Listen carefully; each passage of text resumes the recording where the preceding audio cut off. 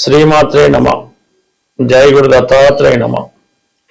ఈ వీడియోలో మనం కుంభరాశి వారికి ఏప్రిల్ నెల మాస ఫలితాలు తెలుసుకునే ప్రయత్నం చేద్దాం. మరి కుంభరాశి వారికి ధనస్థానంలో ప్రస్తుతం 3 గ్రహాలు సంచరించడం జరుగుతుంది. అయితే ఈ కుటుంబ స్థానంలో శని, రవి, కుజ ఈ గ్రహాలు పరస్పరం శత్రుగ్రహాలు అవడం వల్ల కుటుంబ సభ్యుల మధ్య తీవ్రమైన విభేదాలు రావడం జరుగుతూ ఉంటుంది. ఆర్థిక పరంగా ఒకేసారి మీ కుటుంబానికి ధనలాభం కలగడం వల్ల, అంటే ఒక స్థిరాస్తి అమ్మడం వల్ల, ఏదో పాత బాకీ వసూలు అవ్వడం వల్ల, మొత్తం మీద ఇన్సూరెన్స్ ద్వారా ధనం రావడం వల్ల ఆ ధనాన్ని సర్దుబాటు చేసుకునే విషయంలో కొన్ని ఇబ్బందులు, మనస్పర్ధలు రావడం జరుగుతూ ఉంటుంది. అలాగే కొంత ధనం కూడా వేస్ట్ అవుతూ ఉంటుంది. ప్రధానంగా ఆర్థిక విషయాలు, కుటుంబ విషయాలు చాలా ఇబ్బంది పడుతూ ఉంటాయి. గుట్టుగా ఉన్నటువంటి కుటుంబ గౌరవం బయటపడే అవకాశం ఉంటుంది. ఇదే సమయంలో మీ కుటుంబంలో ఒకరికి ఏదైనా ఉద్యోగం రావడం కానీ, వేరే చోట ఏదైనా కొత్త అవకాశం రావడం వల్ల వాళ్ళ కుటుంబాన్ని విడిచి వెళ్ళడం కూడా జరుగుతుంది. అంటే కుటుంబం స్ప్లిట్ అవ్వడం, కుటుంబ సభ్యులు దూరం అవడం, కుటుంబ సభ్యుల మధ్య విభేదాలు, ఇవి చాలా వరకు ఇబ్బంది పెడతా ఉంటాయి. అయితే రాశి యందు రాహుగ్రహం ఉండడం వల్ల జాతకుడు చాలా మనోనిబ్బరంతో, ధైర్యంతో ప్రవర్తించడం జరుగుతూ ఉంటుంది. అయితే ఏదైనా కొన్ని విమర్శలు జాతకుడికి రావడం జరుగుతూ ఉంటుంది. ఎక్కడ ఏది జరిగినా, కుటుంబంలో జరిగినా, ఇంకో చోట జరిగినా దానికి జాతకుడే కారణం అని జాతకుడి మీద అబండాలు వేయడం జరుగుతూ ఉంటుంది. మీరు ఎంత నిస్వార్థంగా ఉన్నా మీ మీద స్వార్థపరుడు అన్నటువంటి ముద్ర వేసే ప్రయత్నం అన్నది జరుగుతూ ఉంటుంది. ఇక ప్రధానంగా బుధుడు, పంచమ అష్టమాధిపతిగా బుధుడు రాశి యందు సంచరించడం వల్ల కొంతవరకు ఏదో ఒక కొత్త ప్రయత్నంతో, కొత్త ఆలోచనతో మీలో ఉన్నటువంటి నైపుణ్యాన్ని పెంచుకునే ప్రయత్నం చేస్తూ ఉంటారు. అయితే విద్యార్థులు చాలా వరకు చదువు మీద ఎక్కువ శ్రద్ధ పెట్టవలసి ఉంటుంది. చదువు మీద కాకుండా ఇతర విషయాల మీద శ్రద్ధ పెట్టడం వల్ల కొంత డైవర్ట్ అవ్వడం జరుగుతూ ఉంటుంది. కంపల్సరీగా విద్యార్థులు ఏదైనా ఉద్యోగాన్ని ఆశిస్తూ ప్రిపేర్ అవుతున్నటువంటి నిరుద్యోగులు కంప్లీట్గా మిగతా విషయాలు పక్కన పెట్టి చదువు మీద పెడితేనే విజయం సాధించగలుగుతారు.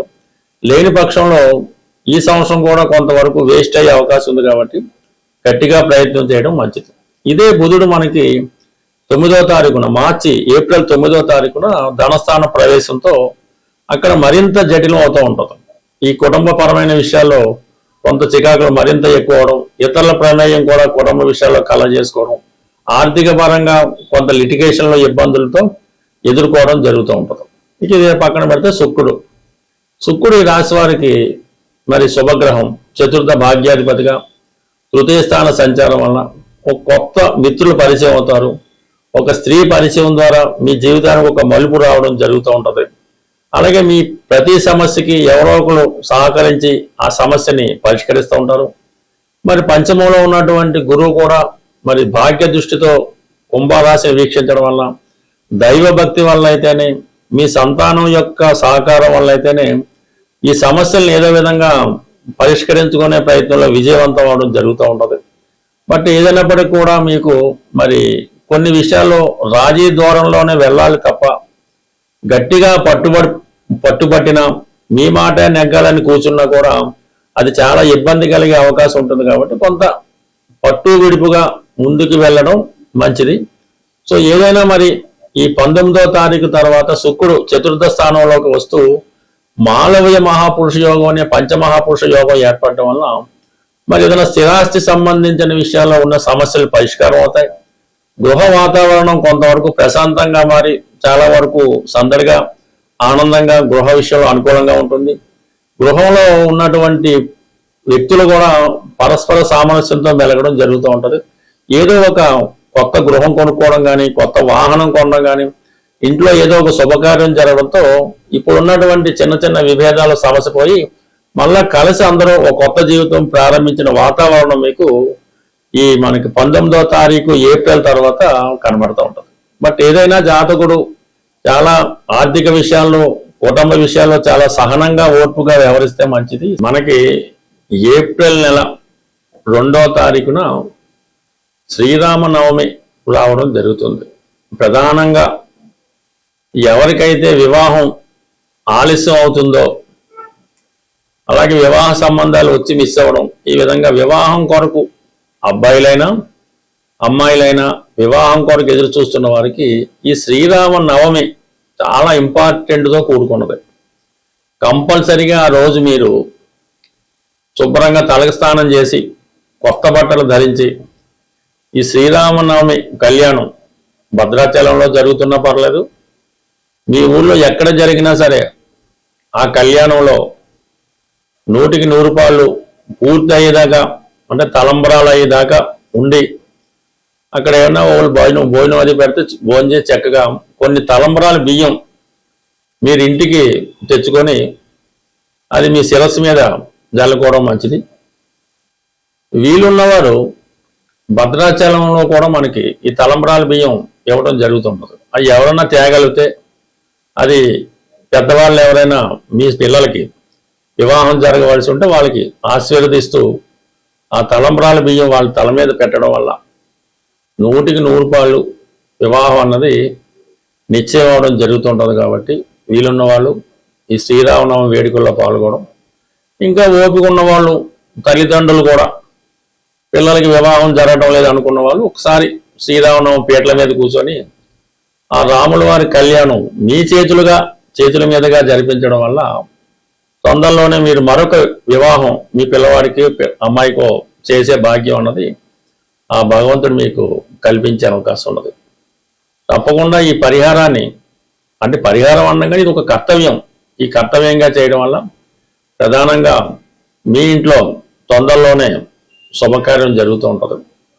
అలాగే మనకి ఎలాగా మంచి రోజులు వచ్చాయి కాబట్టి వివాహం కొరకు ఎవరైతే ఎదురు చూస్తున్నారో వాళ్ళు ఒక 8 మంగళవారాలు పవిత్రంగా సాంప్రదాయ దుస్తులతో ఆంజనేయ స్వామి వారి ఆలయంలో తమలపాకులతో అర్చన చేపించి ఆ రోజు సంపూర్ణంగా సాత్విక ఆహారం తీసుకొని భూసైనం అంటే నేల మీద పడుకోవడం వల్ల ఆ రోజు మంగళవారం రోజు ఉపవాసం అనేది అక్కర్లేదు, లైట్ ఫుడ్ తీసుకొని హనుమాన్ చాలీసా 3 సార్లు ఉదయం మధ్యాహ్నం రాత్రి ఎదురు 3 సార్లు ఒకేసారి చదవడం వల్ల ఒక 8 వారాలు ఈ విధంగా ఆంజనేయ స్వామి వారి వ్రతం చేయడం వల్ల శీఘ్రంగా కళ్యాణం జరిగే అవకాశం ఉంది. బట్ ఏదైనా మరి ఈ ఏప్రిల్ నెలలో మరి మొదటిసారిగా వచ్చే, అంటే మొదటి వారంలోనే వచ్చే శ్రీరామనవమి చేయటం వల్ల కొంతమందికి అయితే మే నెలాఖరులోపు కూడా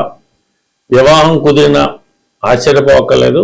ప్రేక్షకులకు ఒక చిన్న విజ్ఞప్తి, ఈ మార్చి నెల 29వ తారీఖు అంటే ఆదివారం రోజు హైదరాబాదులో జ్యోతిష విజ్ఞాన కేంద్రం వారి సహకారంతో ఈ సుందరయ్య విజ్ఞాన కేంద్రంలో ఒక జ్యోతిష మహాసభ నిర్వహించడం జరుగుతుంది. అంటే అందులో ప్రముఖమైనటువంటి వ్యక్తులు వారి యొక్క అభిప్రాయాలు, అంటే జ్యోతిష్ శాస్త్రరీత్యా కొన్ని ప్రధానమైన టాపిక్స్ తీసుకొని ప్రసంగించడం జరుగుతూ ఉంటుంది. ఈ జ్యోతిష మహాసభలో పాల్గొందామని ఆసక్తి కలిగిన వాళ్ళు ఎవరైనా ఉంటే 29వ తారీఖు మీ యొక్క పేర్లు ఇవ్వడం, కానీ డైరెక్ట్గా కూడా సభకు వచ్చిన ఇబ్బంది ఏం లేదు. అయితే మరి ఆ సభకి ఎటువంటి ప్రవేశ రుసుము ఉండదు, భోజన సౌకర్యం మిగతా సౌకర్యాలు కూడా ఈ సంస్థ వారే మీకు ఉచితంగా ఏర్పాటు చేయడం జరుగుతుంది. కాబట్టి ఆసక్తి ఉన్నవాళ్ళు ఈ 29వ తారీఖు జరిగే మహాసభకు హాజరవుతూ ఉన్నవాళ్ళు కంపల్సరీగా వాళ్ళ నేమ్ ఒకటి రిజిస్టర్ చేసుకుంటే ఏర్పాట్లు చేసుకోవడానికి అనుకూలంగా ఉంటుంది. కాబట్టి కొంతవరకు సహకరిస్తారని ఆశిస్తూ స్వస్తి. ప్రేక్షకులకు ఒక చిన్న విజ్ఞప్తి, ఈ మార్చి నెల 29వ తారీఖు అంటే ఆదివారం రోజు హైదరాబాదులో జ్యోతిష విజ్ఞాన కేంద్రం వారి సహకారంతో ఈ సుందరయ్య విజ్ఞాన కేంద్రంలో ఒక జ్యోతిష మహాసభ నిర్వహించడం జరుగుతుంది. అంటే అందులో ప్రముఖమైనటువంటి వ్యక్తులు వారి యొక్క అభిప్రాయాలు, అంటే జ్యోతిష్ శాస్త్రరీత్యా కొన్ని ప్రధానమైన టాపిక్స్ తీసుకొని ప్రసంగించడం జరుగుతూ ఉంటుంది. ఈ జ్యోతిష మహాసభలో పాల్గొందామని ఆసక్తి కలిగిన వాళ్ళు ఎవరైనా ఉంటే 29వ తారీఖు మీ యొక్క పేర్లు ఇవ్వడం, కానీ డైరెక్ట్గా కూడా సభకు వచ్చిన ఇబ్బంది ఏం లేదు. అయితే మరి ఆ సభకి ఎటువంటి ప్రవేశ రుసుము ఉండదు, భోజన సౌకర్యం, మిగతా సౌకర్యాలు కూడా ఈ సంస్థ వారే మీకు ఉచితంగా ఏర్పాటు చేయడం జరుగుతుంది. కాబట్టి ఆసక్తి ఉన్నవాళ్ళు ఈ 29వ తారీఖు జరిగే మహాసభకు హాజరవుతూ ఉన్నవాళ్ళు కంపల్సరీగా వాళ్ళ నేమ్ ఒకటి రిజిస్టర్ చేసుకుంటే ఏర్పాట్లు చేసుకోవడానికి అనుకూలంగా ఉంటుంది. కాబట్టి కొంతవరకు సహకరిస్తారని ఆశిస్తూ స్వస్తి.